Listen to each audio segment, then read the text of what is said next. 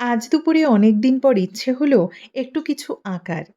এই আঁকার খাতাটা রাখিতে আমার এক দাদার কাছে পাওয়া এক সুন্দর উপহার। তাই ভাবলাম এতেই কিছু একটা আঁকা যাক। টিনটিন ঘুমিয়ে পড়ার পর দুপুরের এই সময়টুকু কয়েক ঘন্টা আমার এসব করেই কাটে।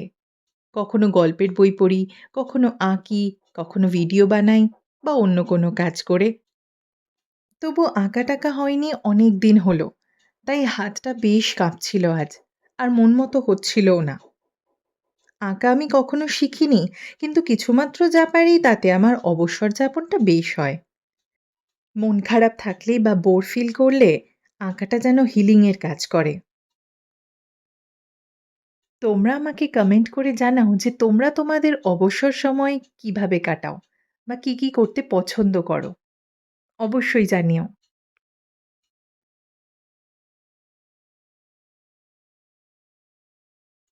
ইতিমধ্যে মহারাজ উঠে পড়েছিলেন ঘুম থেকে, আর আমার আজকের আঁকা এখানেই স্থগিত রাখতে হয়েছিল আমায়।